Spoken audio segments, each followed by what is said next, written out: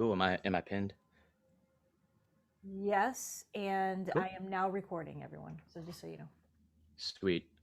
I will be switching my face off because it's blocking the main keys I'm probably going to be using a lot.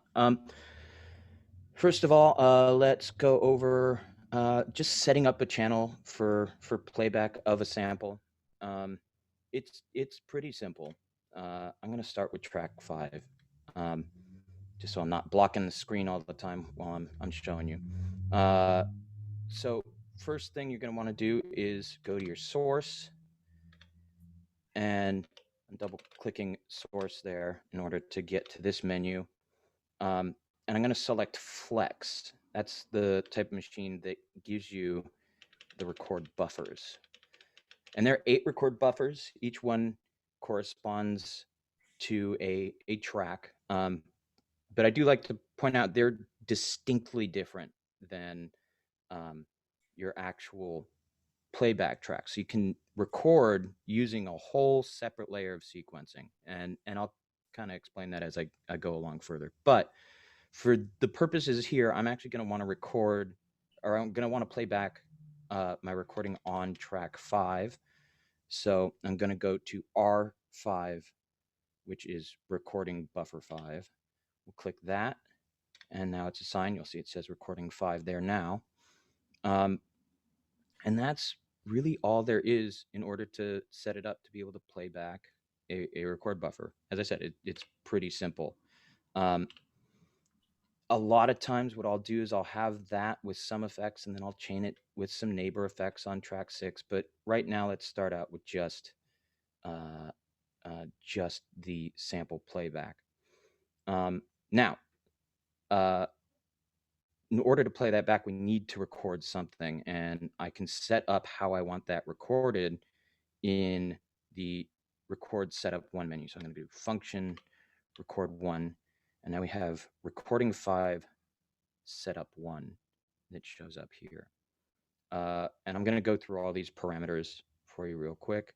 In AB is going to be what comes in from input A and B, and I can set that to be AB, which is going to be the stereo pair of both, A, B, or A plus B, which is when it's summed to mono. Same with CD, it's CD, C, D, or C and D, and that's input C and D. And then right below that is source 3. And what that is you can resample from any one of the 8 tracks, the Q, or the mains. It's set to mains here. We're actually not going to use it in this case. So I'm actually going to turn it off entirely. So you'll see that little dash just means it's off. Same with CD. I don't have anything on CD, and I'm actually only plugged into A, so I'm going to change this to input A. Now, next to CD, you have, this is the record length. Max means it's going to fill up. It's just going to record until there's no more room left on your, in your memory, in the buffer. And then if I turn knob C counterclockwise, it starts to count down, and that's steps. I'm going to set it to 32 steps because that's just kind of a default for me. And then loop is whether or not it's going to be a looping sample or not, and it'll set that automatically once the sample is recorded. Now, trig is the interesting one. There's different modes here. There's 1, 1, 2, and hold. And what these are is how the actual record mechanism interacts with button presses. And generally, I keep mine on hold. And I'll show you why when I get to the actual recording, because that's where you'll be able to see the difference in the way these work. But we'll come back to that in 1 second. I'm going to push function record 2, which will bring me to the second page of the record menu. And here we have a couple other settings. F in is fade in, and F out is fade out. That gives you a the ability to fade in and out of the sample when you record it. I keep that set to the lowest number that isn't 0, just above 0. And the reason I do that is because I don't want there to be like a click when it loops back around. You will run into where you hit it and it just, you hear that pop because it's right in the middle of the waveform. So I keep that slightly on. A, B, C, D, these are relevant when you're using a pickup machine. Otherwise, they don't really have much of an effect. And what those are is just the direct level of A and B and C and D coming out when you're in pickup machines. But we're not going to cover that right now. So those are irrelevant when just playing back a sample. Q record is quantize, or Q rec is quantize record. And what that is it will, when you're doing the quick punch record, it'll quantize that to either off, pattern length, or any number of steps. And similarly, Q play sets the, or QPL sets the playback quantization when you're playing back. So those are kind of the settings that come into play here. I'm going to come back to trig, the trig parameter now, because when I record, my favorite way of recording on the fly is really simple. I just hold down the track that I want to record to, and then I'm going to press Rec 1, Rec 2, or Rec 3. And what those represent in this case are your input AB, input CD, and then your internal track recording. And when I have it set to hold, now I just realized camera just shut off for a second. Oh, my camera did? Yep. Uh-oh. That's not good. Hang on, let me figure that out for you real quick.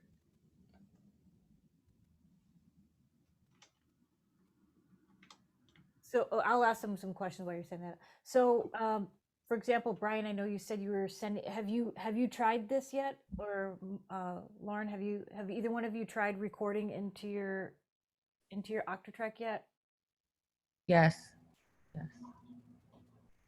Yeah, I actually just before I left on last week, I was on vacation.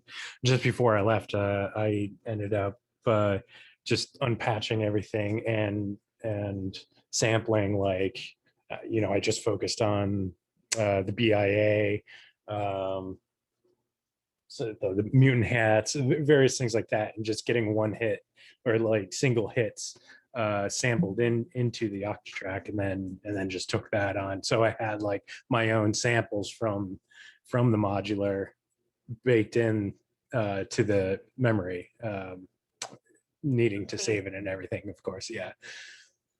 Cool. And I think I heard you, Mod Boss Lauren. Did you say you? Yeah, I did some with just like my matriarch and some with the subharm in. And it was good. It's like I'm still just scratching the surface, but it's because I knew how to do it with the digitact, right? So it's similar. Got you.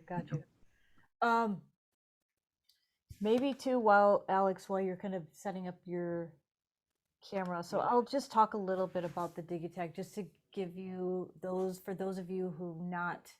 Oh, he's back. Okay.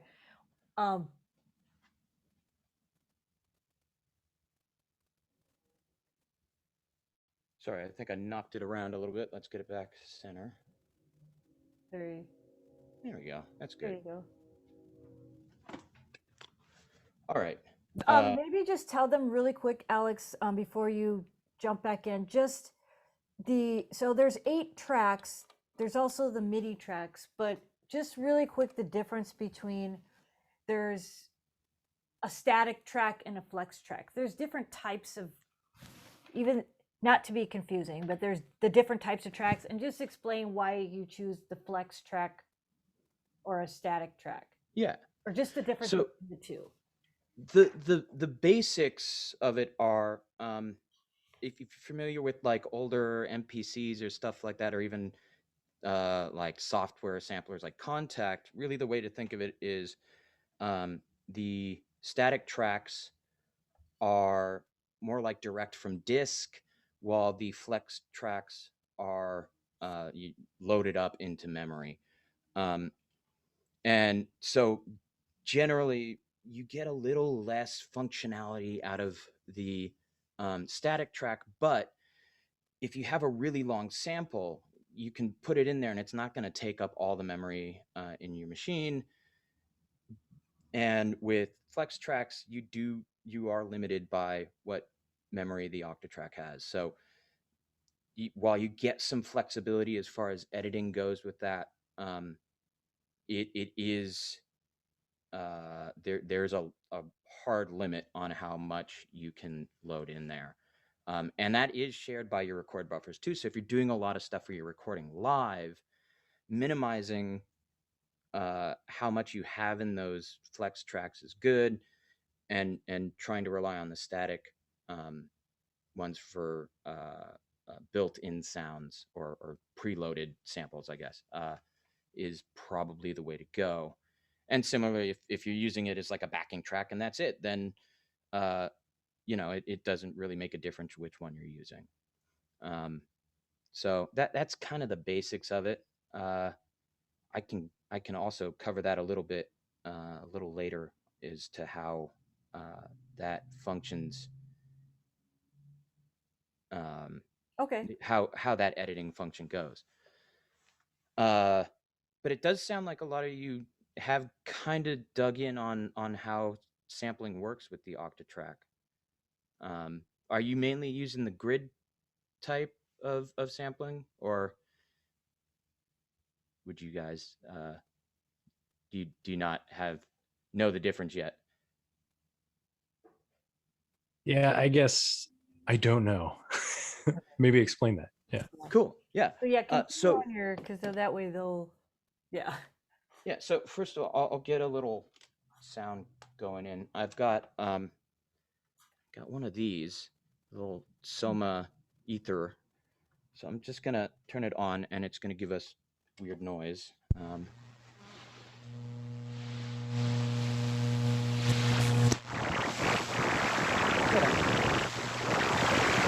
So when I'm sampling something that's random like this, and it's not an exact pattern, my favorite way to do it is I'm gonna hold down the track that I want to sample to, and then hit one of these record buttons, which again relate to A and B, C and D inputs, and your internal source. So here we have A, and I'm just going to go ahead and press that, and then release. And now I've got a sample of that. And this is where that trig mode comes into play here, because if I have it set to 1, when I hold and play that, it's just going to keep recording until my record length is done. Or if I have it set to max, it's just going to keep going until it runs out of memory. I don't really like that mode. It's cool if like you're doing something else off to the side, and then you just kind of want to hit it and have it roll for that amount of time. A lot of times when I'm getting sound that are chaotic, or if I'm recording you know, something like in the maze when I did the Halloween thing, this is the fastest way for me to do it when I have that set to hold, because then I just, however long I'm holding that, it's recording, and then I release it, and then I can move on, and I have that as my set length. The mode in between 1, 2, you have to push it once to start and push it again to stop. So those are your kind of 3 ways of being able to record there.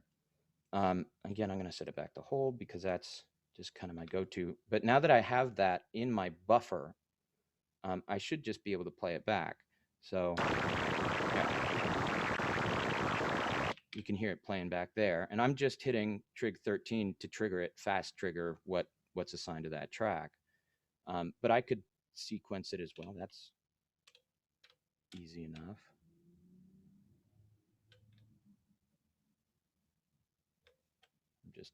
random values.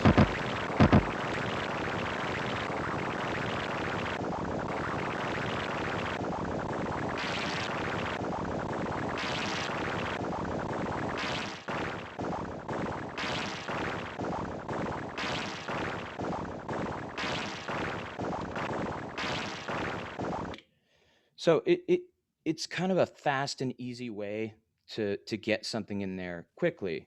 The other way, alternatively, would be to record in grid mode.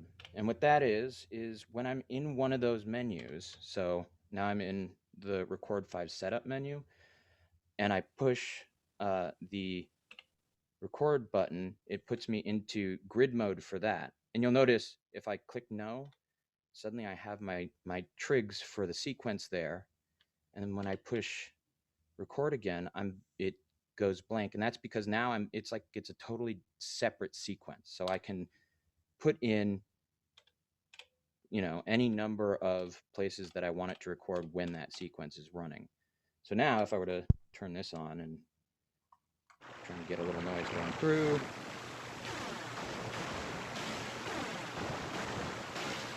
you can see it's kind of playing back with it. And because of the way I have it sequenced, I can actually just roll over my whole rig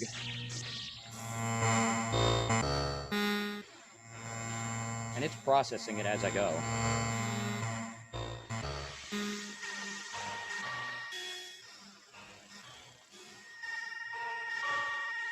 So that's actually the second way that I tend to record, because of the fact that I can either get a loop going the way I want it, or I can just have it start recording over itself over and over again.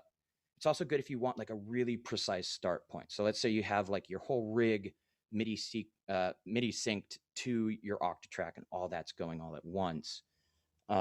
You can actually make sure it starts on the one with your sequence on your rig.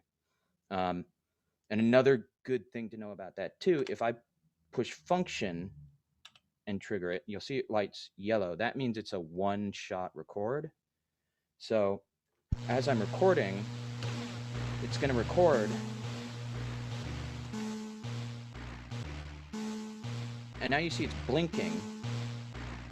And what that means is it's not actually armed. So it's just going to bypass that until I ask it to record it again. And I can either push it and it'll arm it. You'll hear nothing play because I got nothing going on. Or I can actually, when I'm out of this mode entirely, if I hit yes, let's get something going through it. You'll see there it says arm all. When I hit it, it says arm all. And it's arming all the one-shot triggers that are set up in my sequence. So that gives me another real quick way of just kind of getting a really precise point where I want to sample. You got the one-time trig by holding function and then the trig point. Yeah, and then assigning the trig. So function, when it lights up yellow, then you know it's assigned. And I believe if I have it like assigned already, if I have it assigned already and it's not a one-shot trig, if I hold function and hit it again, it'll change it to a one-shot. And vice versa, if I hit it when it's a one-shot, it goes back to being just a regular repeatable trig. Hey, Alex, your other camera is off, but it's okay because your camera down is good. Cool. Just to give you a heads up, like your turn that off. Little square where your head is, that one's off. Yeah, I thought I had them plugged in so they weren't running on battery, but it looks like they're running on battery.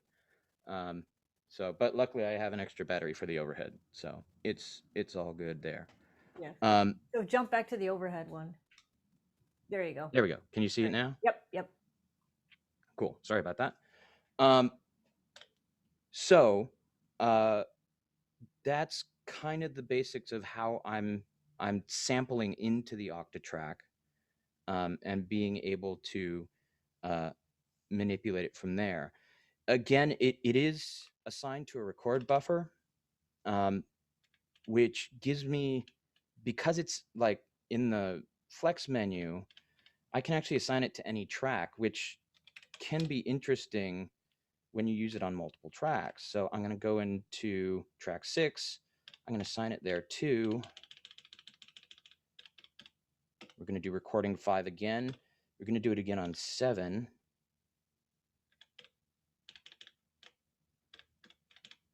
Recording track 5. And now, if I assign them all to play at the same time, I can actually get like chords, kind of a chord sound going. We'll adjust that to, and adjust this up to 5. Let's see. Oh, well, I sampled over it with nothing, so.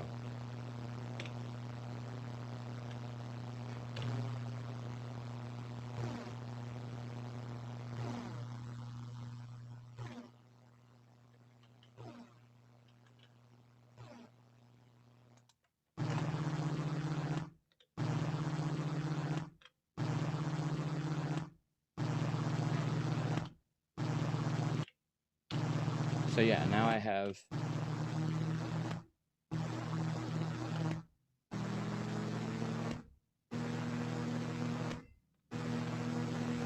Did there was like you took the same record buffer and assigned it to 2 different channels and then pitched one to get that chorus.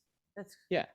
okay. So that way I can kind of in real time build that. When sometimes I'll do my vocals through the Octatrack Live, and to be able to get like a choir effect, I'll actually record what I'm singing, have that play back in real time as a second vocal on top of that. So it comes in handy for all sorts of weird stuff like that. It's very cool. I didn't think to do that actually, to do the pitching. So you could basically make your own, even if you're sampling one note, then you could just resample, and now you created a chord by using the pitching on each of the tracks. That's pretty cool. Yeah, exactly. That's an awesome trick. I'm gonna have to try that. Yeah. Yeah. Yes, I said something they like. Awesome. Yeah, I mean that's the basics of recording in. I can cover more, but I think I want to hear what you guys wanna know or have any questions about what's going on with the Octatrack too. Yeah, I think now's a great time to open up to questions. Cool. Does anybody have any questions or? Just curiosity for that trick that you did just now. So that means that there is one sample playing per track at the same time, right? You cannot like do the layering of pitches in one track at once. So it's not a polyphonic track. Yeah. They're Yeah, all yeah, okay. monophonic tracks. But you do have 8 tracks, so you can use them polyphonically that way, sort of. Yeah, sure. Cool.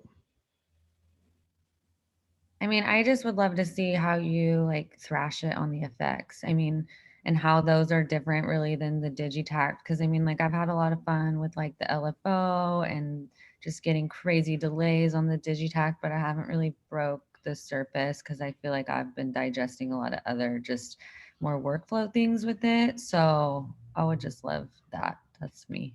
I would second that too. The LFO, that's one thing that I've just avoided that page because I'm like, I know the LFO know what an fine. LFO does, but not in this context. Yeah, let's go into that. I love that. LFOs are great. So let me wrap my head around what I want to do real quick. I think what I'm going to do is using that, so we have that little sample, I'm going to get a better little, let's find something a little more melodic. That's cool. A little arm track.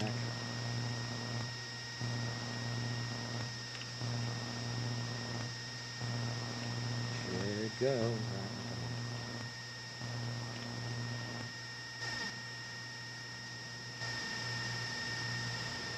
Cool. So now we have that in place. So if I double click the LFO button, it brings me to the LFO setup page. 3 LFOs per track, and there's a ton of waveform. Well, there's some basic waveforms here that are quite useful, random, ramp, that kind of stuff. But then we get to these T tracks, so T waves, and what those are track waveforms, which are kind of, I view it as like a mini sequencer or arpeggiated sequencer built in. And the way I can edit that, we'll do T5s. So I'm going to go to T5 there.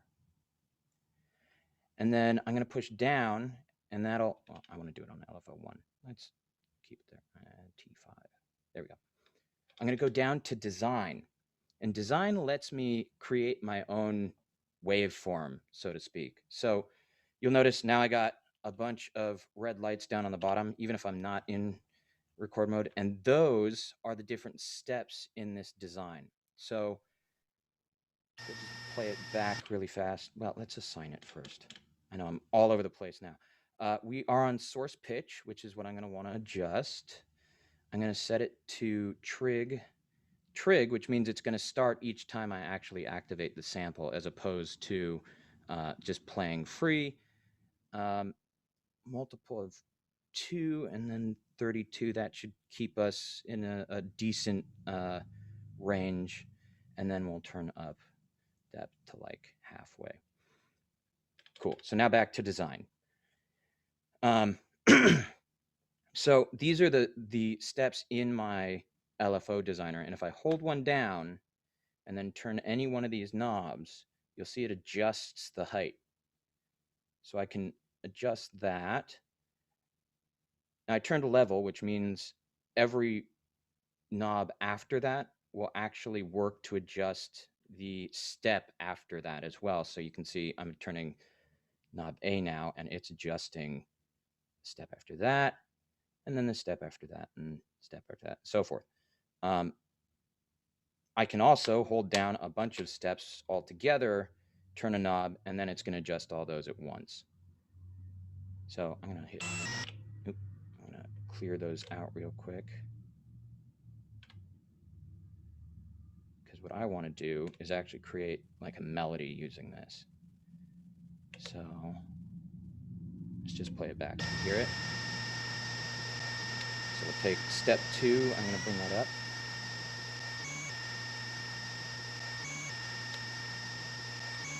And step 3 will match.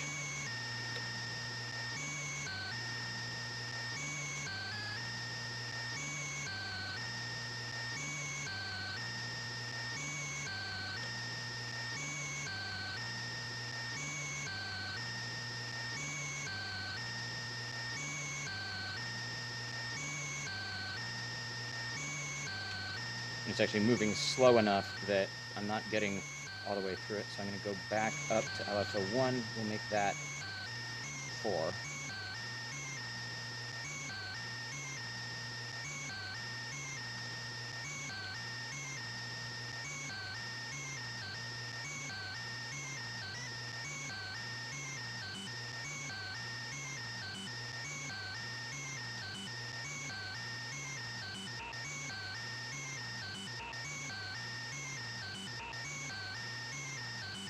So now I've got like a little sequence within my sequence going. This is all just the LFO.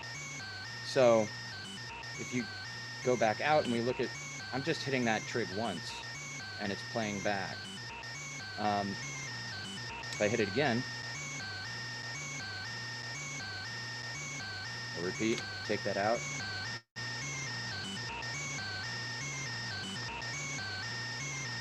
So you can use the LFO that way, and you can use it on all parameters, you know, as well.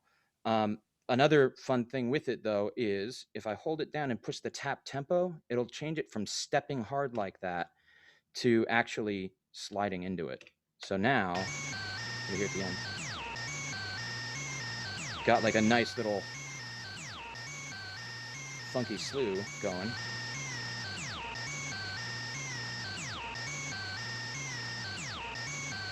And of course, I can play with the speed and depth in the sequence as well.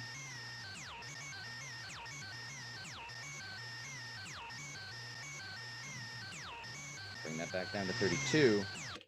But I can also assign what they call a trigless trig, which is a wonderful name. But if I Alex, go to, sorry to interrupt you. Just for those that are new to the Elektron, just explain like what a trig parameter, just a parameter lock is. the parameter lock is, just so they know when you say a trigless trig, what that means. Cool. So a parameter lock and it works the same with any Elektron device. If I hold down any step in my sequence and adjust any parameter, it'll go inverted. That parameter change is now locked to that step in the sequence. So now you'll actually hear halfway through this, it's going to speed up to some strange speed. Let's hear it.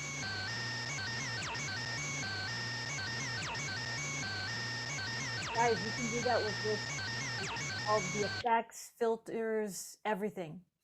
Yeah. So any parameter in the entire device, you can do that with. Mm-hmm.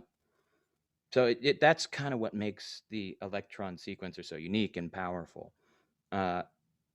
But then in the Octatrack specifically, you have a couple of different types of modes. So you have that parameter lock where it's actually triggering it and applying those parameter changes. If I hold function and hit it, it turns green, but that means it's not going to re-trigger my sample, but I can apply changes to that. I can apply changes to parameters within the sequence at that point. So here, just for example, on my effects one, I have a filter, so I'm going to bring that down, and you should hear. Ooh, I turned way down.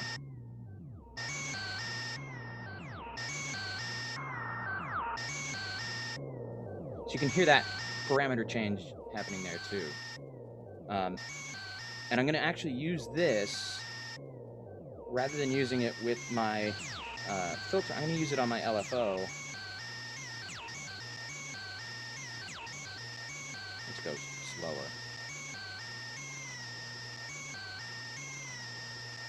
And I'm going to make it higher so we get an even one. So I'm now able to play with more parameters of what's going on in sequence. And what's cool is because you have access to all 8 of those custom LFO waveforms, I can actually use like 6 and 7 too to create other mini sequences that happen to the same sound, just a different part of it. So we'll go to the second LFO. I'm going to go to T6.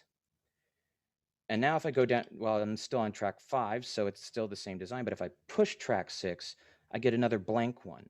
And I can design that to do whatever I want. This one I'll keep pretty simple. It's just going to go up, center, slightly down, and then slightly up at the end.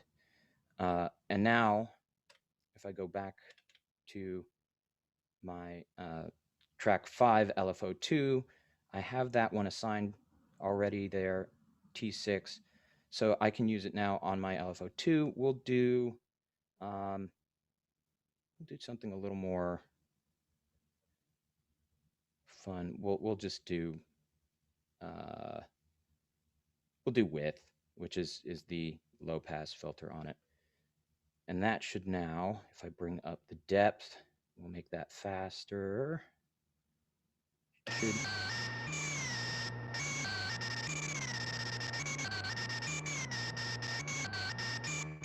like a weird tremolo on that.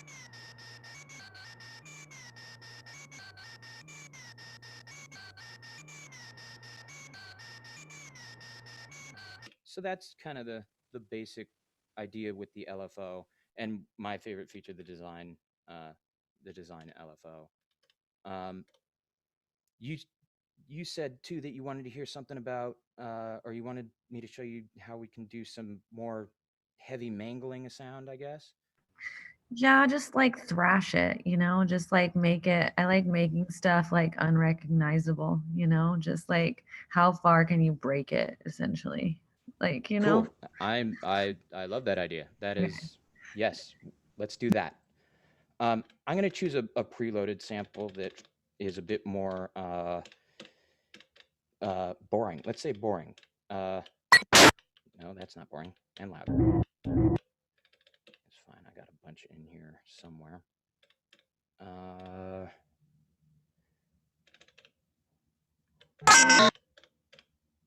Let's put it on a track that doesn't have stuff setting on it at the moment.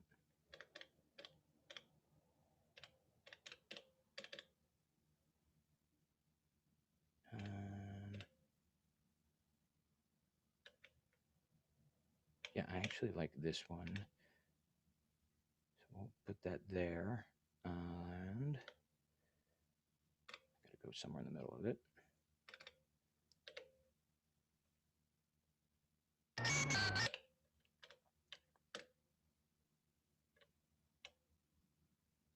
Now we should hear.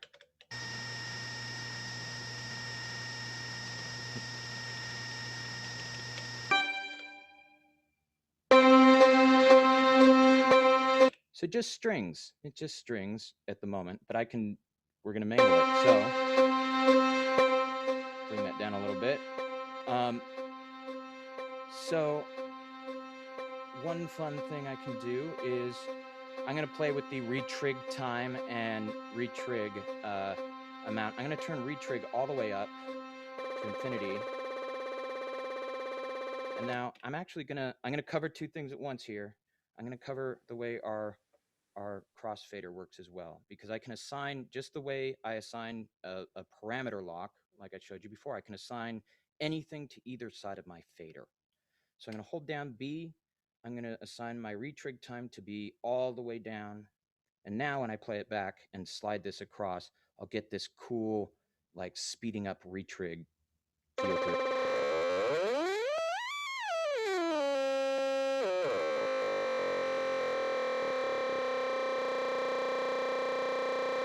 So that's already fun to me. Let's play with the pitch too. I'm going to bring down the pitch. No, I'm going to bring up the pitch. That's what I want to do. And now.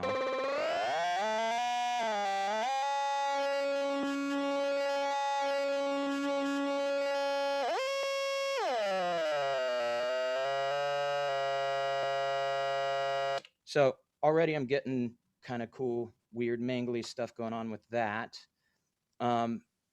One of the other fun things we can do is the crossfader is my favorite way to be able to express things when it comes to, mangling it. I'm not going to assign a time difference here, but, and we're going to switch this back to regular pitch. We should now have.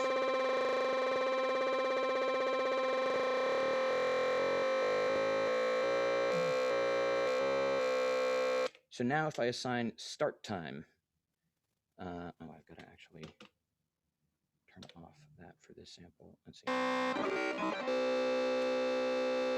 if I assign my start time to something different, something up here, for instance,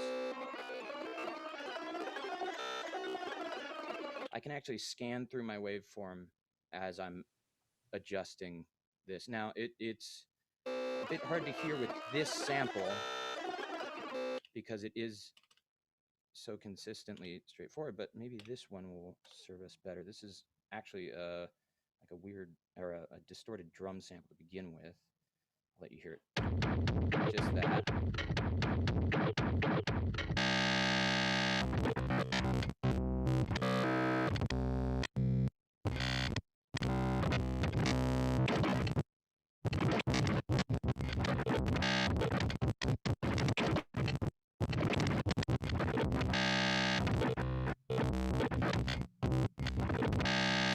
It's also really great with vocal samples. I don't have one on me right now, which is annoying because it's so much fun to show people that. But you throw a vocal sample in there and you get all those different phonemic sounds as it starts to grind through it that way.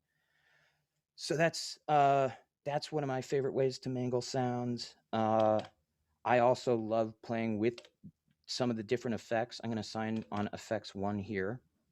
We'll just go back to Alex, just for a quick little overview, just as a recap too, can you explain the A and the B, and then just when you're saying you're assigning, you know what I mean? Like, just so Oh, they yeah. can so those who are kind of new to this, they understand what you're Yeah. how you're assigning so explain that aspect of it, like assigning those scenes, because they're scenes.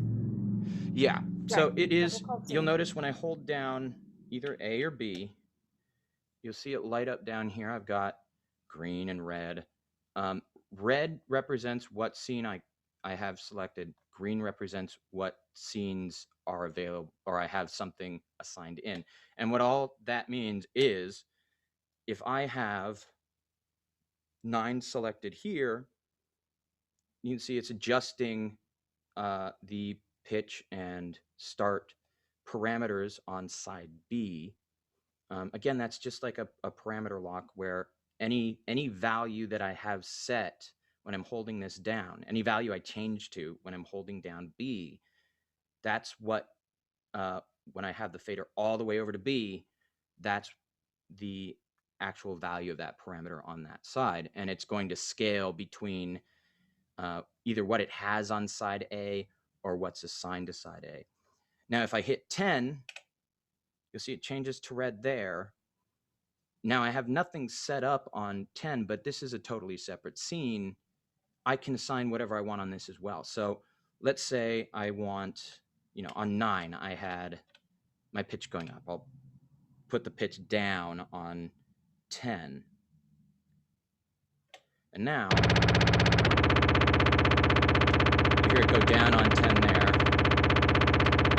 Let's not have it re-trigger for us. So you can hear that lower there. I can actually hold B and switch to 9, and it's going to go up straight away. So I have that available where I can actually use these as quick hits, or I can, take my crossfader, bring it back over to A, and go back into B once I've switched it. So.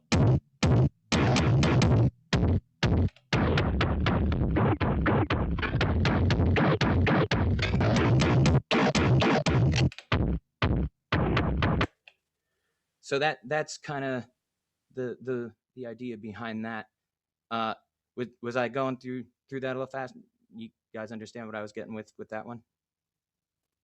Yes, yeah. Thank you for just. Yeah. I know some of us here, or some of them they haven't had an opportunity to try it yet. So I wanted them to make sure they understood the whole concept of. Yeah, and I mean, I'm sorry if I'm going too fast for anybody. Just speak up. I get excited using this thing too, so I sometimes get ahead of myself.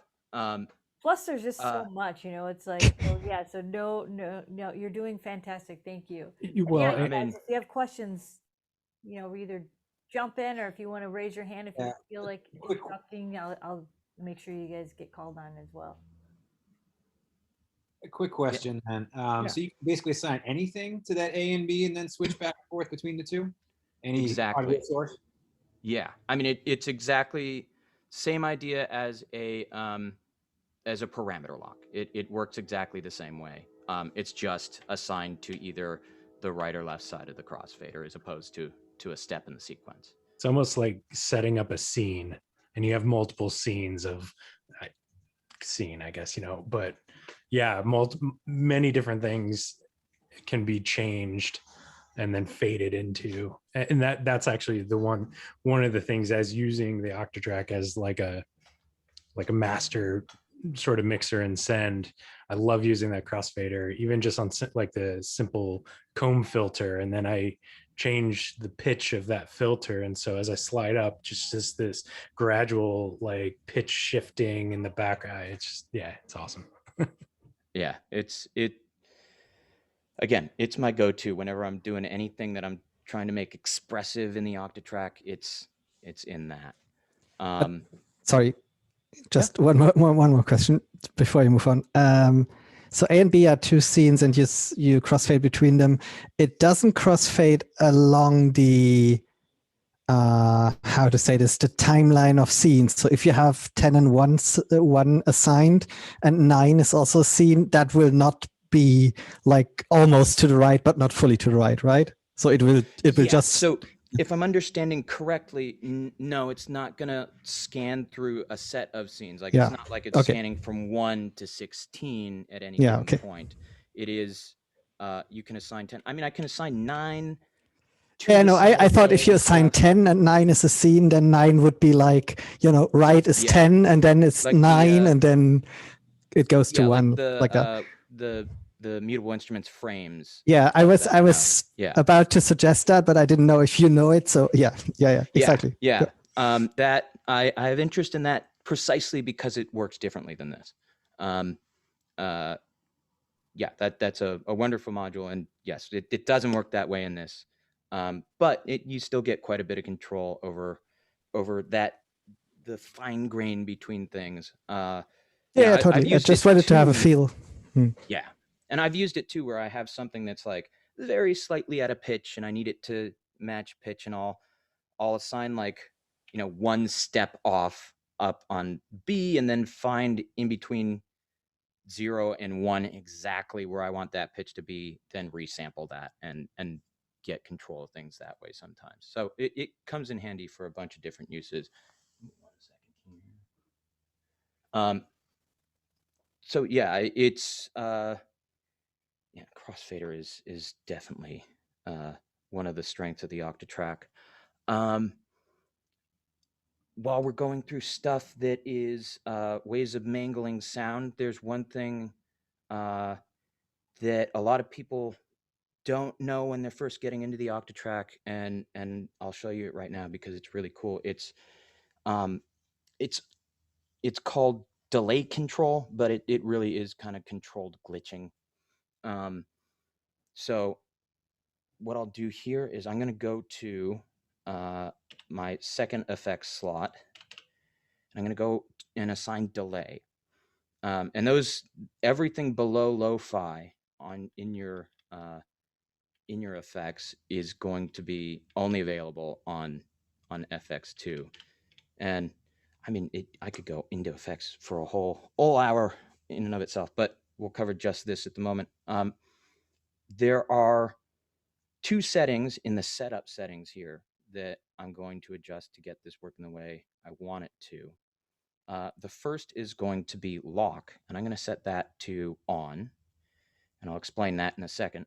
And the other one is tape, and I'm going to turn that off because what I'm going to do, I'm actually going to want it to, I don't want to hear this shift like you'd hear when tape speeds up. So I'm going to turn that off so that we can get a bit more hard stepped. And I'm going to turn it on in a second too and show you what that sounds like too. But then the next thing I'm going to do is I'm going to change my send to anything but 0. So I'm going to change it just to 1 because that's anything but 0. And why I'm doing that is because when I set it to lock, what's happening here is it will at 0 be full on and pull out the sound of the actual track, and at 1, and otherwise it's just going to play the track back. So it's kind of a hard on off. So I'm basically, if you guys are familiar with old, I have an old Space Echo. There's a little switch on it that's sound on sound. I'm basically doing sound on sound here. And I'm going to take reverb or feedback, take feedback. I'm going to turn that all the way up. And now I'm set up where if I turn this to 0, we should hear it glitch out. Now, I could sit here and I could adjust that manually every single time I want to change it, but if I hold function and I hit the down button, it'll bring up this menu. And there's a bunch of different settings here. Again, I'm going to go down to the very bottom. I'd love to cover all of these, and we can if you guys want, but I want to show you this one first, delay control. And now, when I have delay control on, my trigs, when not in my sequencer, are going to show me on the right-hand side, these 8 will show me green for any track that has a delay on it. And then these ones will let me control my delay time. So if I'm on track 6 and I'm wanting to get that effect here, if I hit 14, which is track 6, it's going to give me that effect immediately, because all these do now is take the send on delay and bring it back down to 0. So I can do that, and now I can adjust my time in real time here.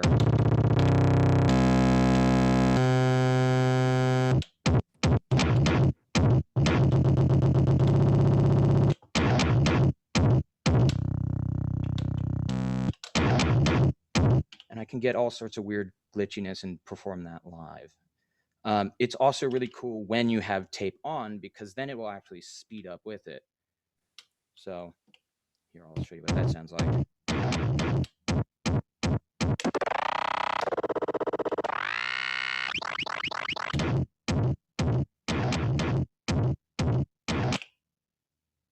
So that's another kind of fun trick that a lot of people don't quite figure out in the Octatrack at first. And I use it like crazy. You can use it on the master track too and do it to your whole MIDI. It's so much fun. Very cool, Alex. And then you can sample that too.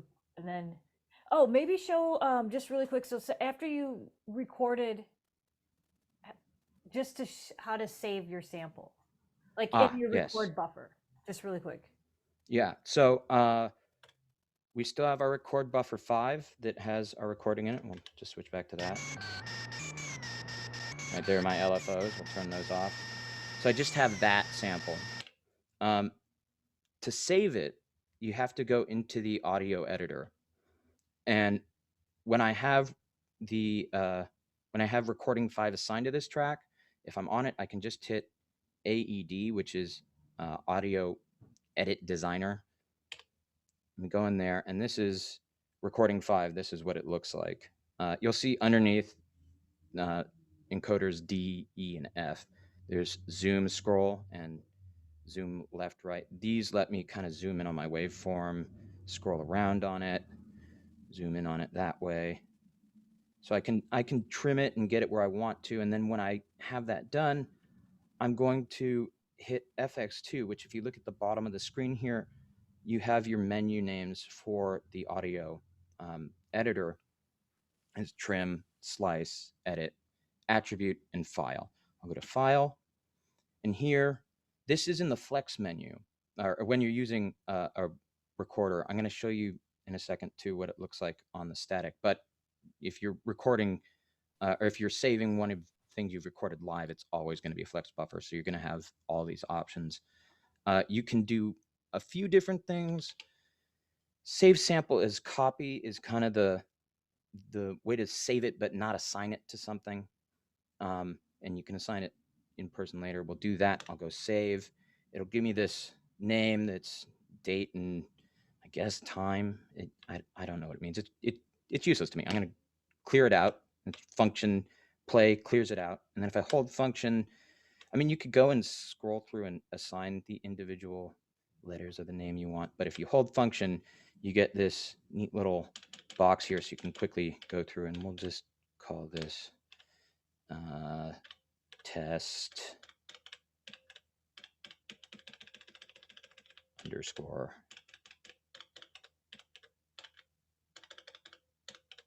noise. So now it's test noise. And now I've saved it, and it's saved now onto my compact flash drive, but it's not assigned to a slot, which is how the Octatrack works. Is you have a sound, and then you have to assign it into a slot for that project. So I can go in to my flex tracks and assign it here. Oh, I should also say it saves into the root audio folder for your set. So when you click all the way back in your file menu, you'll see your different projects, and then a big file folder that says audio. If you click audio, it will be right in that. I double clicked it by accident. it'll be right in that directory. So here we have test noise. I'm going to click test noise. And now it's assigned to my flex slot 3. I can select it there. Now it's safe. If I turn off my machine, it's safe now. If I didn't save it and I turned off the machine, it's gone forever. That's one thing that's important to understand about the flex buffers, or the record buffers. They are not permanent, and they will disappear on you, and it happens all the time. Mhm. And just to be clear, just to confirm, so say you hit save and you forget to like you don't name it, it will jump to the next number and that date. Yeah. So it'll name it. I think the way it does it. Let's take another quick. Numerically, I think it goes by year, month, date, and then like. So if you do forget and you just hit save just because you want to keep moving, it won't re-save over the same sample again. If you do it again, it'll just choose the next number down. Yeah, so I think it chooses the next number down, your date, and then it'll specify which record buffer you have it on, or something like that. But yeah, it'll give you an automatic name. The way I like to assign stuff to, just because it's faster and easier, is when you're in that same menu. So the audio editor file, you'll see save and assign sample, and that I can save the sample. And then immediately it brings up this menu here and it says assign to self, which can be a bit dangerous when you're in a record buffer, because it will save it to that record buffer. And then you have to wipe that out and clear it. So usually, really the only way I would do this is save to free flex or save to free static. Again, if it's like a quick shot kind of sample like this one, I'm probably going to assign it to flex because it's not taking up much space. If I had recorded like a full 30 seconds to like a minute, then I'm probably going to put it in static, because at that point it's taken up a lot of my memory real estate and I don't want it to. So we'll assign it to flex, and you'll see assign to flex 4. Now if I go back, you'll see on slot 4 we also have test noise as well. And that's how you save. Cool. And you can change your tracks from flex to stat. Like you can change your mind. Like if you realize you set up all flex tracks and you may want to change them to static. Yeah, I mean, it's you just double click here and you'll see it says flex at the top. I'm going to push back, and now it gives me static flex through, neighbor, and pickup. And through, neighbor, and pickup are all different types of machines, or track modes, if you want to call them that. But through basically it'll let you go directly in through one of your inputs. Neighbor is going to basically give you extra effects slots for the track above it, literally on the sides of the Octatrack, the track above it. Like track 5, if you assign that as neighbor, it's not going to be neighboring to track 4. It just won't neighbor anything. But track 6 will enable track 5, track 7, track 6, track 8, track 7, and then same with 4 will neighbor 3, 3 will neighbor 2, 2 will neighbor 1. So that's how that works. And then pickup is, it's a special type of machine that essentially works like a looper, like one of those loop pedals. You can overdub something on something you already have and build that way. That's a whole other lesson in and of itself, how to use the pickup machines.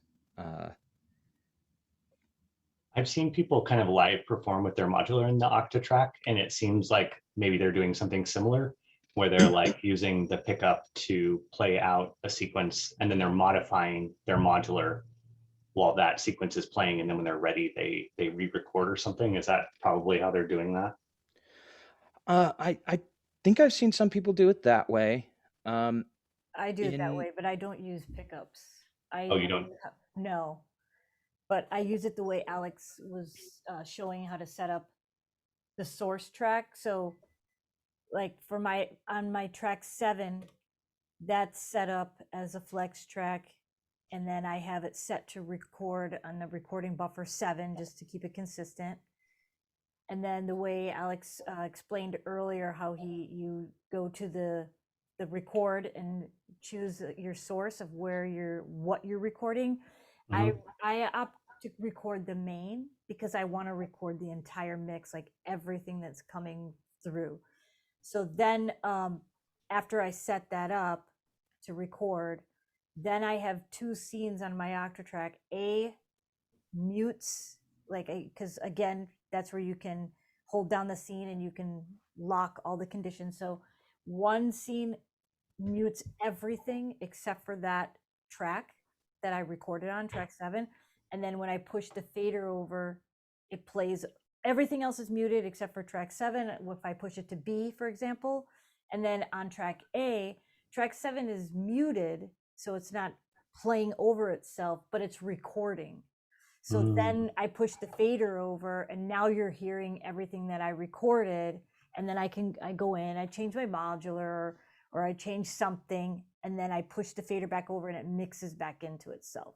So that's another way I like to use the transition to. So it's a way to preview the sound before you push it out, basically. Right. Well, not only preview it, but it's a way to like say you have like a song, like, or a loop that you've created in that, you could have your modular going, you have some drums and everything, and then you want to transition to a new pattern, maybe a new key or something, right? So then now I've recorded that and I push it over to B, and that just works for me to just work. I could go to A and set it up like that, but I opt to do it this way, to go to the right. And then I'll change something on my modular. I'll change all the patterns. I'll change to a new quote unquote song that I want to start playing. And then I'll gradually use the crossfader to mix back into the new sounds. So it's almost like a DJ effect, That's cool. I'm mixing. And something that's helpful then as I'm crossfading on that parameter is maybe pulling out the lows on that, you know what I mean, on one side. So it's like, so you're not just like bombarding everybody with like double kicks or something like that. Maybe it has like a filter, or however you like to transition, you know what I mean, like in that aspect, like, and then you can always change the scene, and like as you trig locked another scene, you can get out of that scene. So in case you bump it, or maybe you had it set where you had all the low end pulled out as you're transitioning, change the scene, select a new scene, and then it goes back to your regular sound, or your how you want everything all in. But yeah, it's a great way to, I record it and then just kind of transition into itself. And then if you like the recording, then you remember to save it. So otherwise I just keep recording over the same recording buffer, and then I just keep transitioning, record, transition, record. If I think something is cool and I remember it in the middle of a set, which a lot of times I don't, but like then I'll just hit to save. But that's where it's handy, where you don't have time maybe to rename something. Like say you're playing something on the fly and you're like, shit, I like how this sounds, but then you're not going to sit there and start like renaming everything in detail in the middle of your set. I just save it and then just remember the date, and then go back, find it later. But yeah. Cool, that makes sense. I've not used pickup. I haven't. That's the one thing I have not done on the Octatrack, is use the pickup machines. It seems a little confusing. I'm It's not the such only a one. I like don't think I'm alone in that.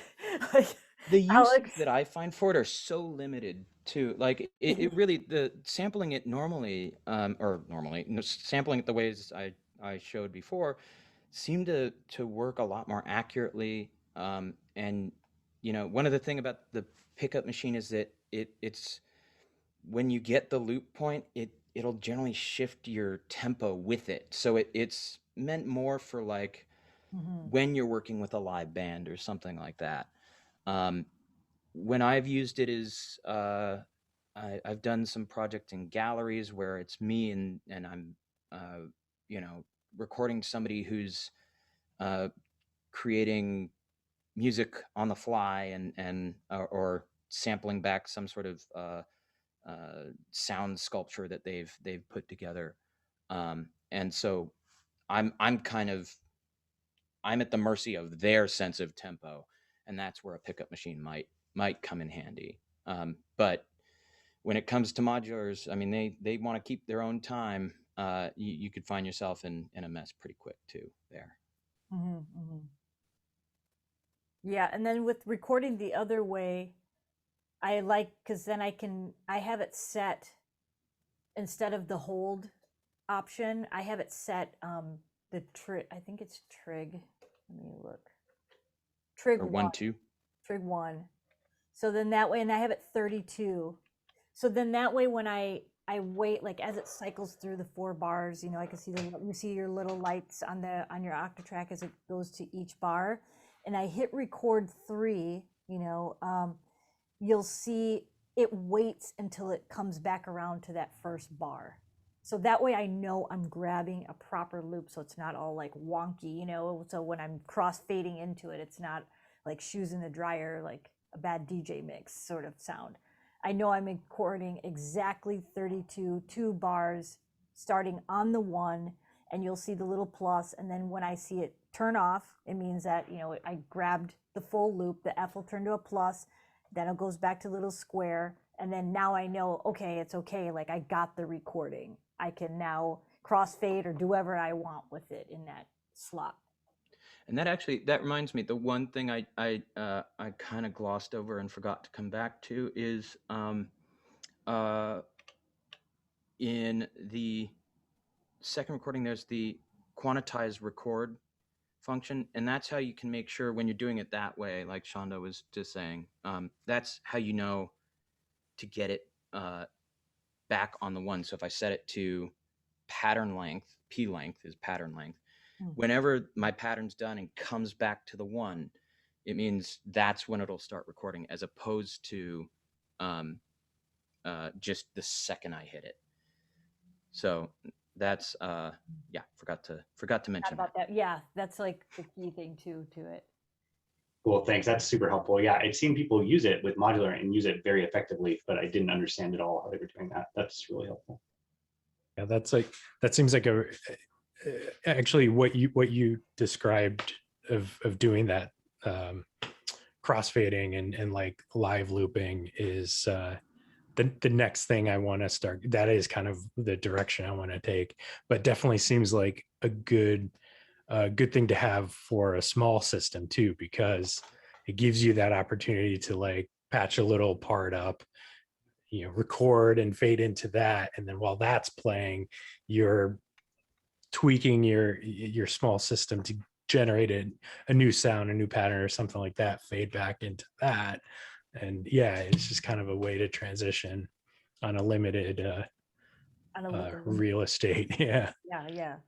Yeah, and it's fun too, like if you're, you know, practicing at home, and then going back to Lauren, what you were saying about mangling the shit out of it, then that's where like you know, you're at home, so there's no pressure, you know, to move on to the new pattern.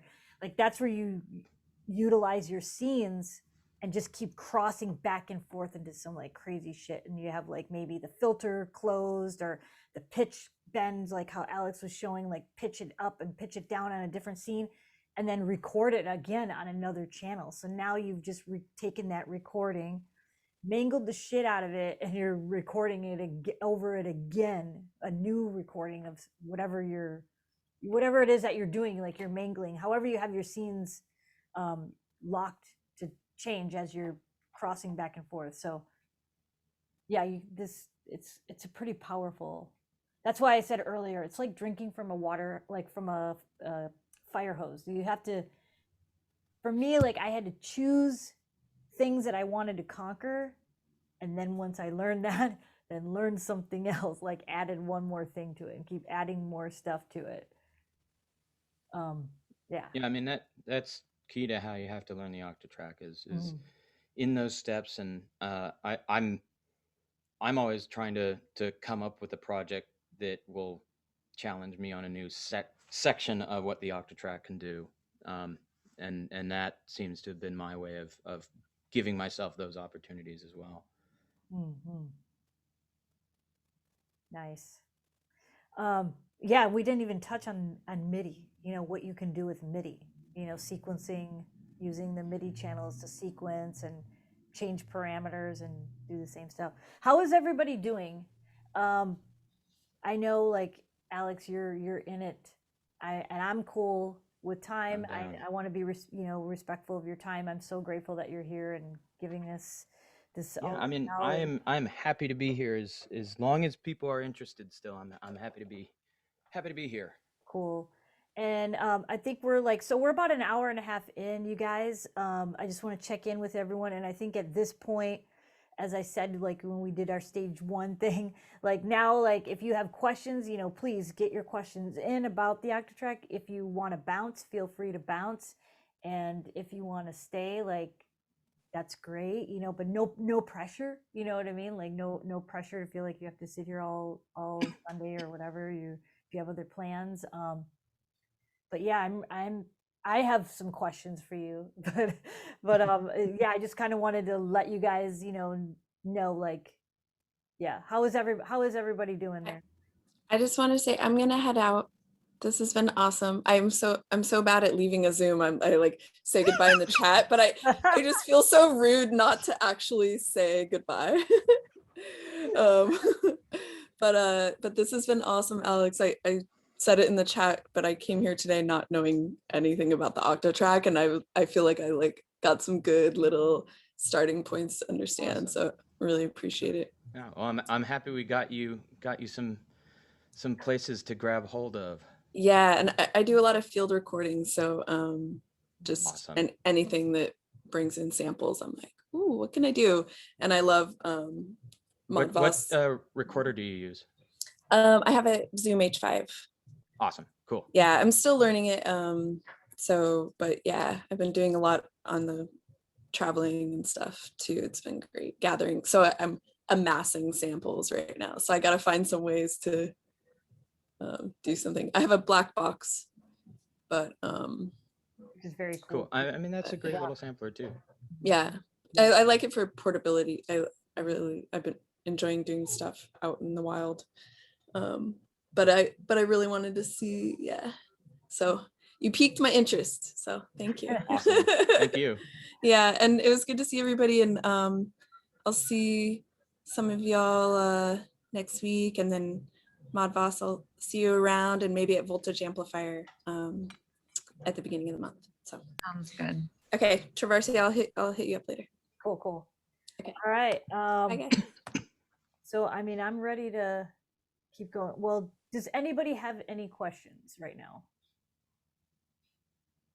I have a couple of, like, again, curiosity questions, but Oh yeah. I mean, Shoot. Yeah. totally not important. So, I mean, resolution would be super interesting for me, especially on the MIDI part, but I guess that goes for the samples as well. Like I mean, I guess you everything is beat mapped. So, well, I mean, how small can you get? Like 16s, 22s, whatever. I don't know. It's a really interesting question because it is a multi-layered answer. You can get very fine grain with it. I mean, yes, by default it's 16th notes, but any step I assign, I can hold down, and then you have micro time, so I can actually go in, and here's my micro grid. Oh, you can't see it. My bad. Hold on. Let's switch you back. There we go. Awesome. So if I hold this down, I hit the left or right button, it'll give me the micro timing menu here. And you can see here's my micro time grid. I can get down to 1/384th of a note if I wanted to. Again, you're limited to 16 steps within that bar in this way, but you can still get that feel going with it just by changing it that way. So in that sense, you do have a very fine grain resolution to the sequence. It maxes out at 64 steps, so that's what you're going to get. But If I go into the scale page, you'll see right now it's just at 16, and I can go up to 64 and it jumps back down. If I go to this side here, I'm sorry, I'm pointing the wrong one. That little 1x, that's the speed of the sequencer. So I can slow that down to 1/8 the speed if I'm doing like drone stuff where I just want like 8 bars of very sparse changes to things. Or I can take it all the way up to twice the speed. So I can get, 2 bars of 30-second notes if I wanted to as well. So there's a couple different ways of doing it that way. You can also, and I'm going to do it quick. I'm not really going to explain how I'm doing it, but I'll just show you. I can also go in and assign per track length. And what that means is each track in the sequencer can have its own sequence length and resolution and whatever you want, as well as there being a master sequence length that can go, I think it's up to like 1,028 steps, is it? Let's see if I go down. Yeah, if I go down, yeah, we max out at 1,024 steps, and then it goes right to infinite, and it'll just never reset itself in that sense too. So yeah, a very flexible sequencer. It gets pretty fine grained, but not to the level that you get with like automation or something. Mhm. And this applies to the other Elektron sequencers too. Yes, I believe it does to all of them at this point. It used to be that it wasn't, but I think all of them except for the old silver face of the MachineDrum and Mono Machine. They don't have that. Right. Cool. Cool. Thank you so much. No problem. That answered question number 2 as well about the length, the max length of the sequence. So Perfect. I'm covered. I feel like the one thing it needs would be for it to play backwards, reverse. Yeah, some sort of. Otherwise, I mean, it's a extremely powerful sequencer, and with the parameter locking, it's hard to. I don't think there's many sequencers that can even come close to that. I think there's a lot of Eurorack. I think the Eloquencer kind of emulates some of the parameter locking and things like that. I'm sure there might be another one out there that because there's so much modular out there, but like that in terms of modular that could do some sort of parameter lock. Yeah. Daniel, did you have a question? How are you doing? Oh, I'm doing good. Okay. Yeah, actually, I was just going to say, actually, with the new firmware on the MachineDrum, they added per track length and they actually added polyphonic capability. Oh yeah, I've seen that. That's it's not officially Elektron firmware, but No, I've seen some. The community has been updating the MachineDrum with firmware almost every 3 years. This latest firmware is unbelievable. Yeah, they've added so much capabilities to it, and if you combine that with the newest firmware from the Mega Commander, it's unbelievable what you can do in a MachineDrum.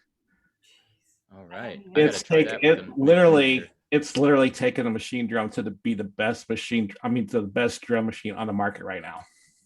Awesome. Even though it's been discontinued. Yeah, I gotta check that one out. Yeah, maybe not on the market, but yeah, that's out there. Yeah. Gotcha.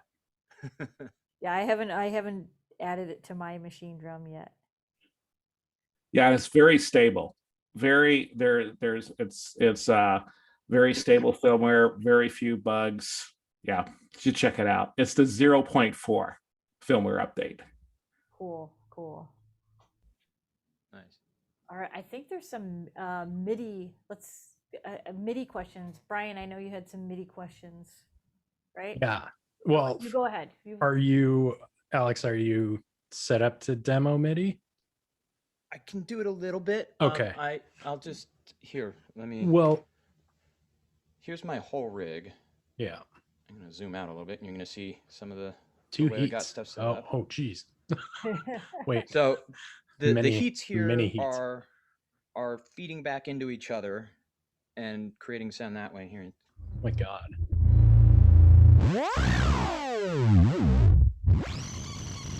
So that's my rig. It's actually not, none of that audio is going through the Octatrack. It's all, the Octatrack for this rig is strictly MIDI control.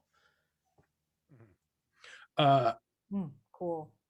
So, okay, my question, and maybe even if you just chat about it at like a high level. So I've played around with the MIDI, and I have MIDI out, actually, yeah, I forget what I've tried. Anyway, I like the idea of being able to take the MIDI out and put it into, I have the Eloquencer with the MIDI here. So then, so from the Octatrack, I can send MIDI to my modular, right? And from there, I got CV and gate and all that stuff. I love like arpeggiated sequences. I have a key step over here, which, you know, I understand how the arpeggiator works on there. You hold down a series of keys and it plays it, right? I know there's like it, I sometimes even forget how to get to it, but in the MIDI setup, there's the arpeggiator. I guess go into MIDI and then double tap on the amp key, Yeah. right? Can you explain that? Do you know, do you do much of that? Like how does that arpeggiator work in the terms of the Octatrack, like MIDI sequence? I haven't done a whole lot with it. Okay. But let's dive into it together and Yeah. try and figure it out. Let me zoom back in. That's a really cool question, because that was one thing that the Digitone couldn't do when I had it, is it could not do the arpeggiator out through MIDI. Yeah. Yeah. And I know it could be done, and I know there's a handful of YouTube, some I forget who did it, but every time I'm like, okay, I'm gonna do it, and then I'm like, what am I doing? I don't get it. It doesn't work. Now I might have to go get something, because what I'm controlling with the heats isn't, there's no information that's being sent. But so yeah, that's how we get into the arpeggiator. We go into the MIDI tracks, double click that. Obviously length, that's going to set our length there. Yeah. And then I believe it works the same as like the LFO page. Yeah. Right. And you could dial in. Yep. So let's see, I've got notes there. And then I believe if you hit it twice, it mutes it. Yeah. Mm-hmm. So I can do a really rough, I have no idea what's going on type sequence. and yeah. And I guess where I run into the problem I run into is I get this far and I'm like, cool, I want to see what this sounds like. I don't know how to play it, how to start the arpeggiator, and gotcha. And now I'm wondering, is there a trig menu for this, or not menu, but yeah. So when you don't double click on the amp page, you have the general parameter setup for that. Right. Mode should turn that on to where you can play it. Oh. It's like true, up, down, random. Yeah. Yeah. So you should have it there. Leg is legato. Right. Okay. So everything, I think that's where my confusion is, because I keep seeing the amp key, but it's actually, since we're in MIDI, it's everything on this screen is the arpeggiator. Is that right? So you can see right underneath all those buttons, there's the name of what the MIDI tracks are going to be. And generally it is, I guess it's white on the original and then black, and on this one it's the lighter gray applies to that. although now I'm looking at it, no, there's light gray is just secondary feature on a lot of stuff. So it's not as straightforward as that. But yeah, that's where you can set the range, speed. I guess that'd be transposition, and then end length would probably be the note length of the individual notes. Okay. So yeah, it should work that way. What is LEG? That's the only one I'm not sure about. That's probably legato. Legato. Yeah. Okay. So then, so right here on this page, if you added a trig on 1, right? So like, so we have a MIDI trig there. Then you would set, if you release that and go back to the ARP. So the end length is probably then where you would dial in how it plays. So it would trigger it. What I would think that would be the length of each step within that sequence. Let me see if I can figure something out here to. Sorry if this is totally no. derailing. This is. I mean, now you get to see the process of me figuring something out too. I mean, that's cool. It's fun. Let me go. I think I got a little PL2 somewhere. Give me 1 second. Go find it. Cool. I stumped the master.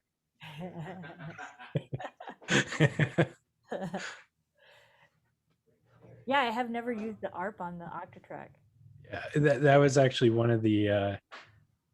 I've used it on the Digatone, but not on here. After seeing that was one of the things before ever getting mine. I'm like, okay, that's. And actually, I used to have a Digitact, and ended up selling it. And I think part of the reason was. Now I can't remember. Yeah. It didn't quite arpeggiate. Does it? Now I don't even remember. I know the Digitone would not do it through MIDI, but maybe the Digitact has that same limitation, and that was another thing that bumped me out. Yeah, is because I really loved the sound of the Digitone, but when I realized you couldn't do the ARP through MIDI, and the ARP is so cool on the Elektron, it is so freaking cool. Like you can do such cool stuff with it. Yeah, that's actually one of the main reasons I got rid of my Digitone. You're like, this synth sounds awesome. No arpeggiator for MIDI. You're out. That's totally how I do it with Eurorack modules. It's like, it sounds awesome, but it has no whatever. No, I can't live with this. Go away. Yeah. Yeah. Get it? I get it. Yeah. That's about how it went. Yeah. That's so funny. Yeah. But it has some % there with you guys too. That's how I get. Yeah, it does. I don't believe it did do the MIDI over ARP over MIDI. So I didn't find my pi lambda squared, but I'll pull out. I have my Digitone, so we'll look at that instead and see if it does what we expect it to. Forgive, it's going to be a bit messy now, but we should be able to hear what we want to hear. Direct up on that. Turn direct down on that, and on you go. I'll back off a little bit here. Hopefully you guys can see. Elektron Mountain right there. Yep. Sorry. It's just what I had laying on my desk. So, making noise? We are making noise. You'll probably hear that sound. I didn't realize now, MIDI on the Octatrack. It's cool because you can choose the key. Did you see that? I've never used the MIDI ARP on here. Yeah, the ARP's great for that. I think it works similarly to transpose on the analog 4, where it as you change it'll transpose make guesses about where it's gonna sit. pushes. Yeah, you can do cool things with the LFOs and that as well. Yeah. Very cool. Let's see.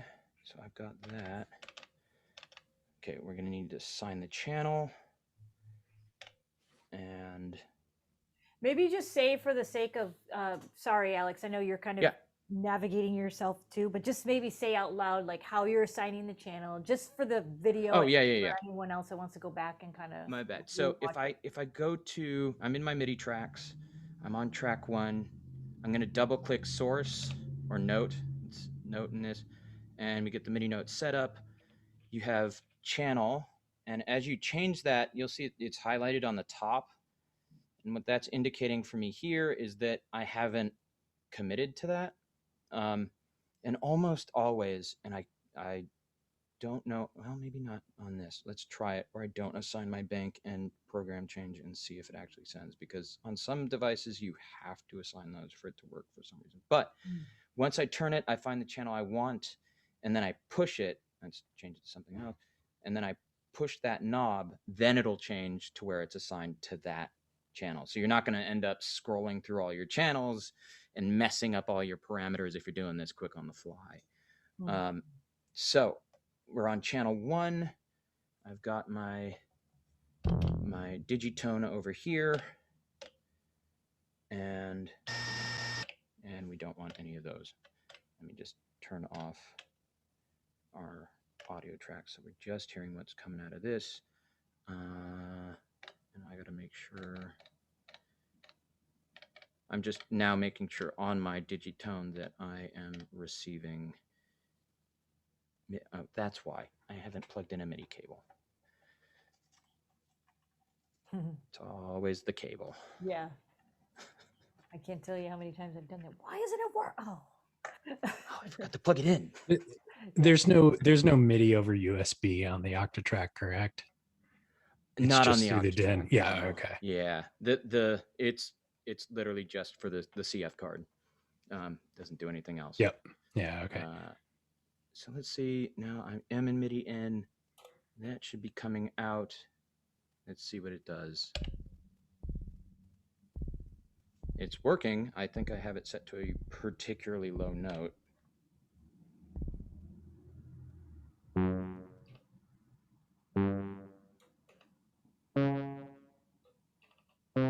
Cool. So now we're getting that. I do have my ARP assigned, but my length of this note in the note menu is only 1/16. So we're probably not going to hear a whole lot of our arpeggio. But if I go, there we go. Okay. I think that's what I've been missing, is changing the note length. Yeah, so I'll set that to 64. Turn that down because it's loud in my ear. And then what is note length here? I see. Okay. So what that is that's the length of the actual individual note. Yeah. So if I go back into I'll just do every other one here to make it real obvious. Right. Yeah, as I turn that up, you can hear it like just taking longer and longer. And then if I pull it all the way down to 1, it's fine. And then I think 0 for some reason just goes to infinity. Yeah. Okay. So yeah, and then I mean legato is not going to give us anything special here because I don't have any legato settings on this sound. So yeah. So yeah. Yeah. Nice. All right. That I think that's what I'm missing, is because like it looks like by default. Oh, maybe not. I don't know. I'll play with that, but all right. I'll have to mess with that. What I want to do then with that is then start using the crossfader to like transpose that arpeggiated sequence. So slide into a different scene and it'll bring it up, or I don't. Actually, is that possible? I Can- know can- that there's a can you couple of things do- with the MIDI that don't have, like the Yeah, actually, now controller just thinking. changes aren't assignable. So it is conceivable that it's not assignable. Yeah. Okay. Never mind. Yeah, well, the Mhm. key can't be changed. Wait, are you sure? You can't Yeah, assign yeah. MIDI, not MIDI params, ARP params. No, it looks you like can't even. assign any MIDI parameters to the crossfader. Yep. Never mind. Oh, to the crossfader. Okay, Yeah. Oh, okay. gotcha. But you can still keep parameter lock it, Yeah. Brian. You could try that. Yeah. So Parameter lock a step or something. You know what I mean? Like, Could you assign an LFO value to the ARP and then control an LFO param with the slider? Good question. Yeah, the LFOs also do not assign Oh, okay. in Never the mind. MIDI track. So it's just anything MIDI related is not locked to the crossfader. okay. I have a feel. Yeah, I have a feeling there's probably a way you can. I could get to that though. Yeah, by using parameter locks. Yeah. You could probably Anyway. use parameter or even build because I think you can still use the LFO designer Yeah. and have that like work on like the note parameter for the MIDI sequencer. And then that way all you have to do is adjust the depth of your LFO. Yeah. There you go. Cool. And potentially you could assign 3 different ones and kind of meld them together as you go. Mm-hmm. that would be cool. Cool. Thanks for Hope that scraping that helped. together. Yeah.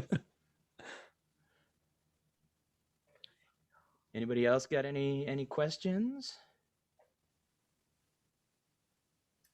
I can have another one. Yeah, sure. Do you can you somehow work with the MIDI afterwards? Like, can you export, import, whatever, do stuff with it? You mean as like a MIDI file? Yeah. In some way. That's a good question. Last time I checked, no. Okay. I mean, you could probably just connect it to an interface and record whatever comes out of it, but Yeah. But as far as like Yeah. importing an actual direct MIDI file, it is my understanding that that is not the case. But I haven't checked on that recently, so it may have changed. But it yeah, records MIDI. Like I can connect the keyboard and just record whatever I play. Yeah. Yes.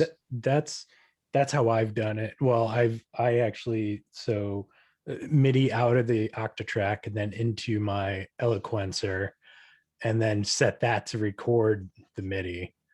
That's how I've done it. What's that? Set your Eloquencer to record it? Yeah, because I have the MIDI expansion for the Eloquencer, and you could do live recording of MIDI or I forget. Yeah, but that's how I've done it in the past. So. And I mean, you could potentially do it in reverse as well. It can Right. sequence or play a keyboard and record that into the audio Right. track as well. Yeah. Cool. Any other questions, you guys? Are your brain? It's like churning now with your Octatrack. Yeah. I mean, I guess the only. I mean, if you're up for it, maybe getting into slicing and a slice grid, like how to chop up a sample and then arrange chop it up into slices and then perform it, whether it's random sure. Slice pattern or something. Let me just get rid of this old boy right here. Put this off to the side. All right. Yeah. Let's do that. So I'll go to a new track. We'll start on 1. I have something sequenced there. We'll start on 4. No reason in particular. I'm just choosing a random one. And let's find something that has some interesting stuff going on. Oh, I think I actually have one. Yeah, laser kit. I think this is like a circuit bent laser gun. Let me get my view so you guys can see what I'm doing too. Cool. It's not fair that I get to see it and you don't. Yeah, so this is, I think, laser kit. It was like a toy laser gun that I had when I was a kid that I circuit bent and then built a little kit out of. So we'll try that. Cool. Let's see, track 4.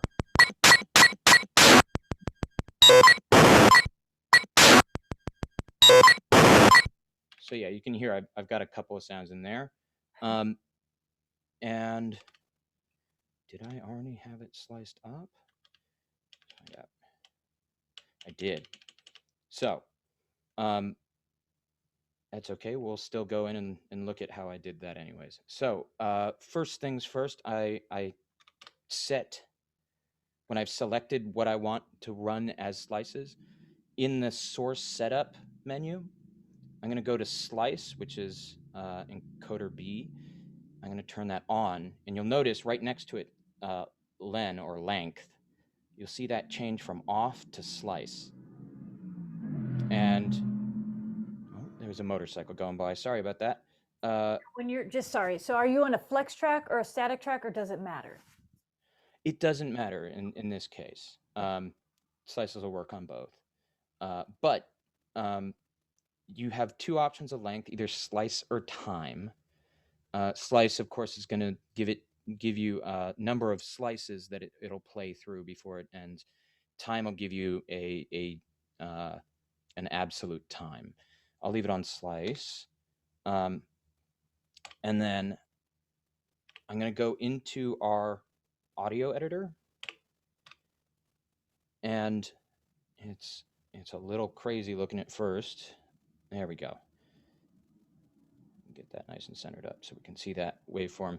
So you can see I got a couple of waveforms built in there. I'm going to go to our slice page, which is under amp. And you'll see here, I've actually sliced it up already. And the way I do that is I'm first going to go with the level knob, and I'm going to get the cursor to where I want it to start a slice.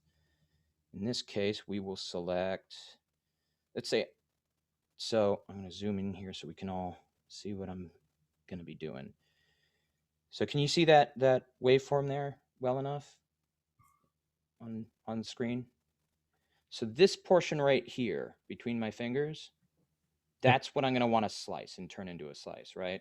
Okay. So I'm going to get my cursor using the level knob again, and you can see the little dotted cursor line going back first. I'm going to get it as close to the start point as I can. I can even zoom in a little bit and really get it where I want it. And as I approach it, you'll see there's that little dot there that appears in the middle of it, and that's letting me know that I'm at a 0 crossing, so that I'm not going to get some quick clip at the beginning. Another way of doing that quickly is I hold function and I turn my level knob, and it's going to lock to every 0 crossing as I scroll through. So that way I know I'm always at a 0 crossing whenever I'm selecting that position. Now that I'm at where I want to put that slice, I'm going to hit yes. Again, this is when I'm in the slice edit mode here. Hit yes, and now we've got a list of different things I can do here. I can go in and I can say create. There should be a create. Oh, it's because it's in the middle of a slice. Hang on one sec.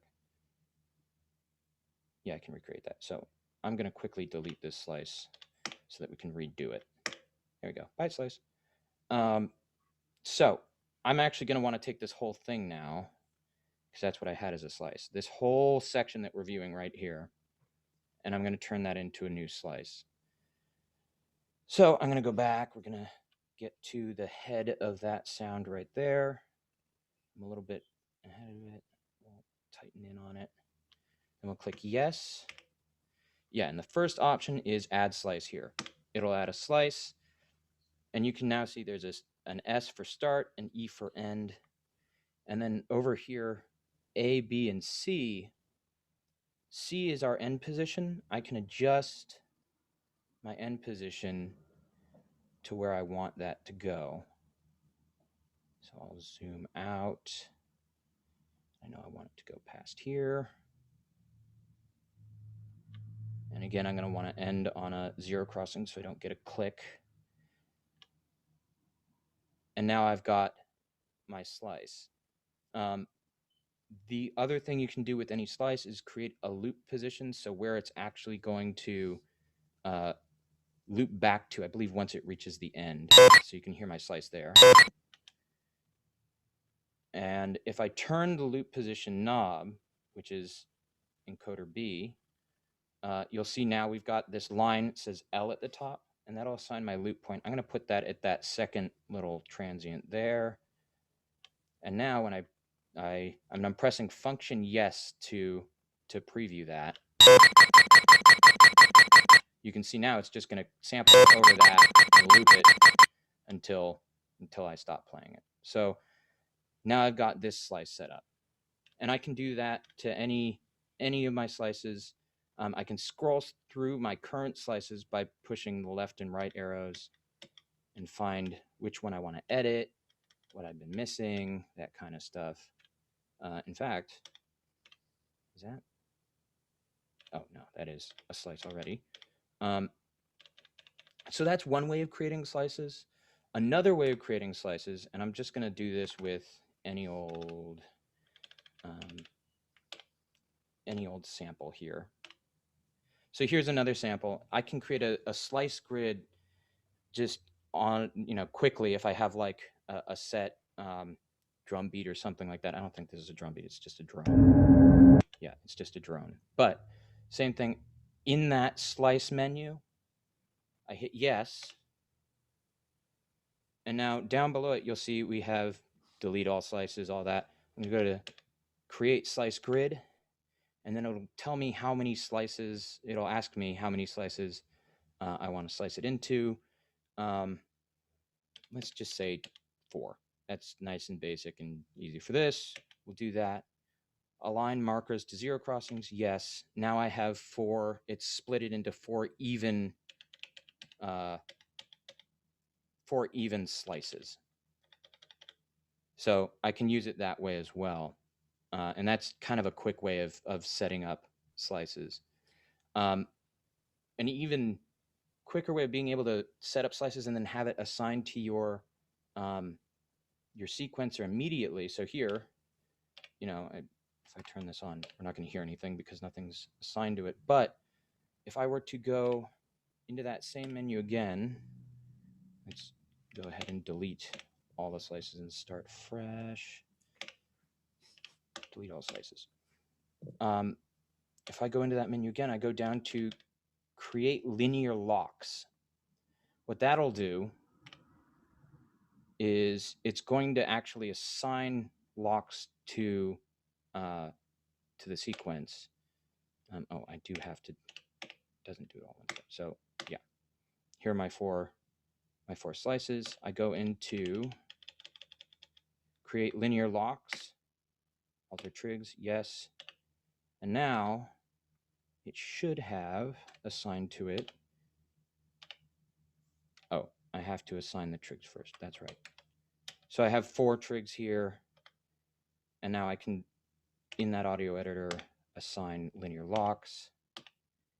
And what that does is it actually locks in sequence those 4 locks. So here, if I play it back, it's actually playing all those individual locks through that. In order, right? It just kind of Yeah. laid it out Mm. 1 through 3. Now, do you have to, where I always get mixed up, I guess, like then where does, I know you can then change the trig mode to Yeah. slice grid. What is So if that? I go, we'll go back to our track 4 where I have that laser kit. Yeah. And I'm going to hold function and press up and down. And that brings up my trig mode. If I go down to slices, it'll show me the slices for this sample. Now, if I don't have any slices, nothing's going to show up there. But when I'm out of the sequencer mode, I now have these green trigs. That'll be my slices. Okay. So you can So, play. Okay. So you can yeah. actually sit there and perform the slices if you want. Yeah. And I'm going to change the release time so that it releases when I let go of the trig. So it just doesn't play on. But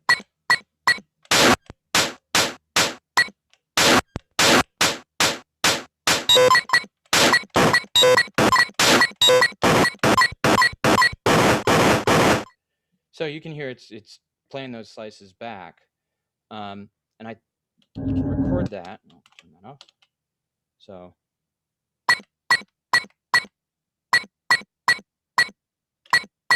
forgive me, there's no click, so I don't know exactly what speed we're going. Let's get it all.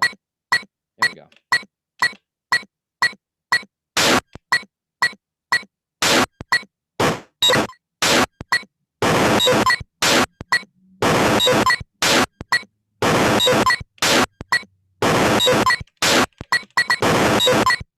So I can play signs like that too.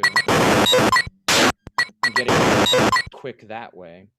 But let's say, like, I just want random sounds on those trigs too, rather than the order I played it. Go back into the audio editor, underneath the slice menu, go down to create random locks, and then it's going to assign it in random. So now, alter trigged, yep.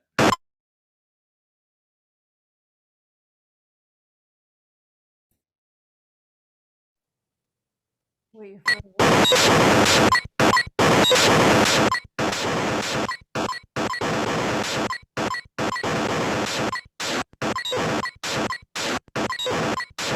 So you can start messing with it that way as well. 1 second. Did it pause for all of you or just for me? It did, No. right? Yeah, Yeah, it did. I think- Yeah, it froze. Right, Oh. when you said you could select random locks and then your screen kind of paused, so we missed what you said. We missed the sentences that came after that. Okay. So Sorry. what I was saying is if I create random locks, it then changes all these trigs to just random slices. So yeah. if you watch, that's no longer the order I played in. We'll simplify it so that I can slice, random lock, alter trigs, random lock.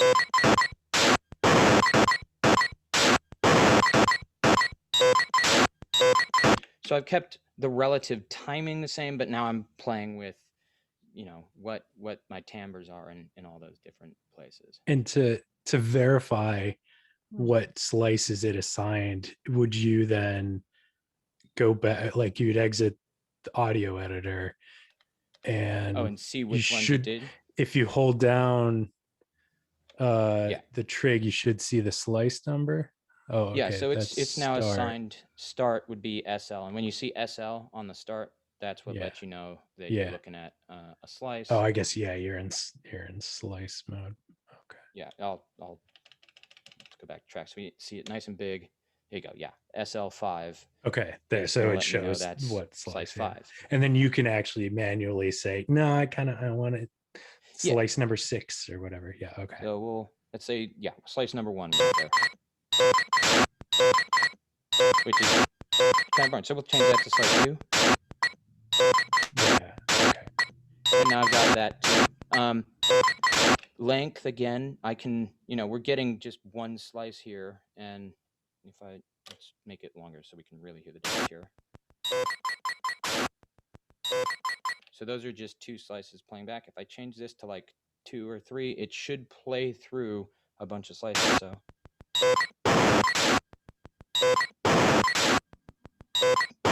Oh, it's because I got the loop point set. Let's see if it works this way. No, I think they're just long enough that you can't hear the difference on them. But if I change my length from slice to time, we'll definitely be able to hear it, because when I get low, it's going to be a very short time. So yeah, see, you barely hear it now. But if I go up,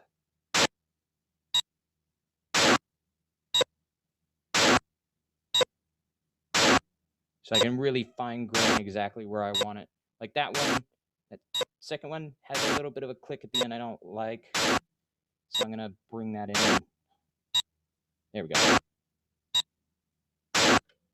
So yeah, I can start adjusting my length of playback that way too. And then throw an LFO in there to adjust that length in it.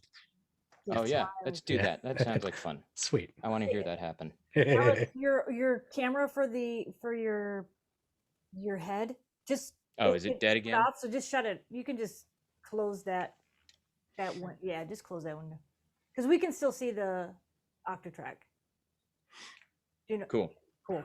There you go. So now, yeah, let's make that happen. That was length. Come on, there we go.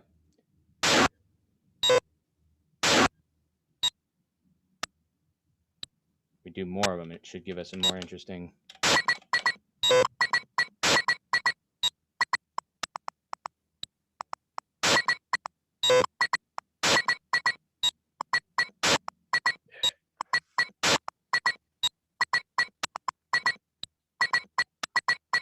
We'll set that to random.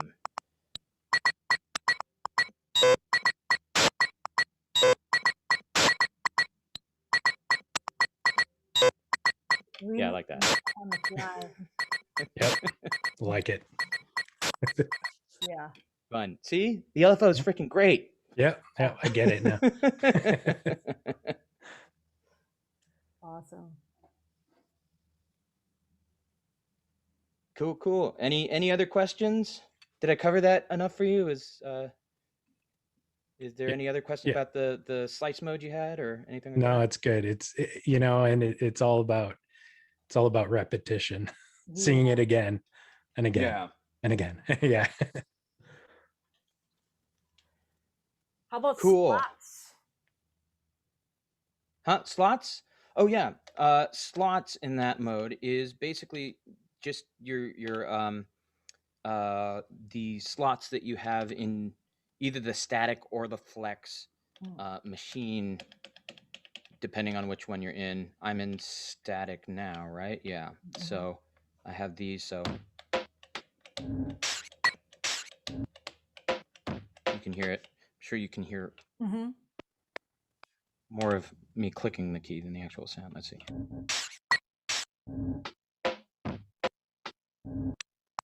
Yeah, so that's what that one does.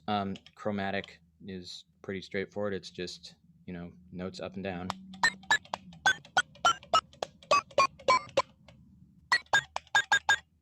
Can you sequence the slot when you're in the slot mode? I've not tried that.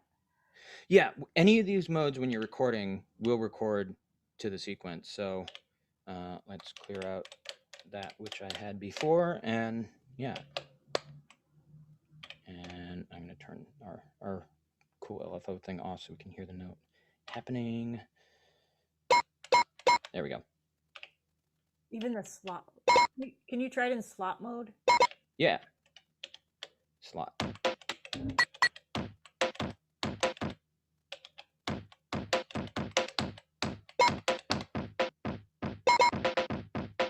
Of course, it didn't pick up what I was doing because I didn't have a click on. But right. Yeah, it's automatically adjusting to that tempo. But yeah, I mean, you can see it's already using what we assigned there. So